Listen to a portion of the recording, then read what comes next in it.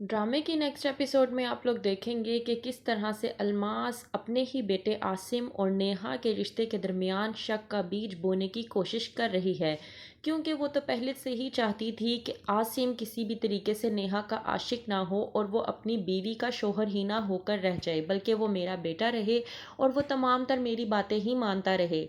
आसिम नेहा से कहता है कि तुम कितनी खूबसूरत हो, और वहीं पर नेहा आसिम से कहती है कि मैं बहुत खुशकिस्मत हूँ कि मुझे आपका साथ मिला और मैं आपके साथ हूँ। दूसरी तरफ निशा जो पूरी तरह से साथ से परेशान हो चुकी है, साथ जो कि अपनी फ्रेंड जूबिया वगैरह के साथ पार्टीज़ मनाता फिरता है, वहीं पर साथ की माँ जुबैदा उसको समझाने की कोशिश करती है कि साथ ये जो कुछ तुम कर रहे हो वो ठीक नहीं है। अब भी वक्त है तुम्हारे पास, तुम सुधर जाओ तो ही तुम्हारे लिए बेहतर है। लेकिन साद है कि अपनी माँ की बात मानने को तैयार ही नहीं। वहीं पर जुबैदा साद को बताने की कोशिश करती है और कहती है कि तुम कान खोलकर मेरी बात सुनो। हमारा जो अमेरिका में बिजनेस मैंने सेटअप किया था वो बर्बाद हो गया है। वहीं पर साद कहता है कि हाँ किया तो था। वहीं पर जुबैदा कहती है कि किया था, मेरी बात को गौर से समझने की कोशिश करो। वहीं पर साद कहता है अपनी माँ से कि इतना क्या मसला है, अगर इतना ही मसला है तो उस बिज़नेस को आप वाइंड वाइंड अप कर दें।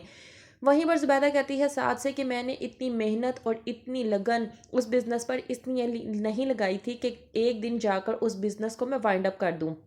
लेकिन साद नहीं है किसी भी तरीके से अपनी माँ की बात मानने को तैयार। निशा हो जाती है साद को जुबैदा की बात ना मानने और जूबी के साथ देखने पर।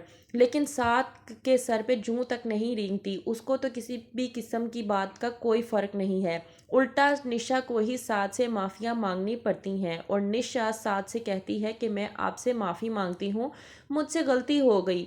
साद कहता है कि इस तरह से माफ़ी नहीं मांगी जाती। निशा अपने कान पकड़कर साद से कहती है कि मैं कान पकड़कर आपसे माफ़ी मांगती हूँ, मुझे माफ़ कर दें। लेकिन साथ कहता है कि तुम मेरे पैर पकड़कर मेरे पैरों को हाथ लगाकर मुझसे माफ़ी मांगोगी तो ही मैं तुम्हें माफ़ करूँगा, वरना मैं तुम्हें माफ़ नहीं करूँगा। यही है एक माफ़ी का तरीका कि जिसके ज़रिए तुम्हें माफ़ी मिल सकती है।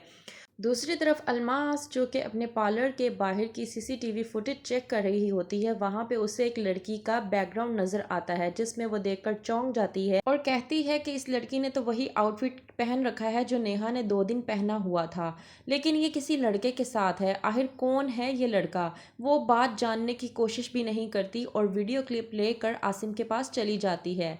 तो क्या होगा आगे? क्या आसिम वो वीडियो क्लिप देख कर करेगा नेहा पे शक, या नेहा से पूछ लेगा कि आखिरकार वो किससे मिली थी और किससे नहीं, या माँ की बातों में आकर नेहा पर शक करना शुरू कर देगा?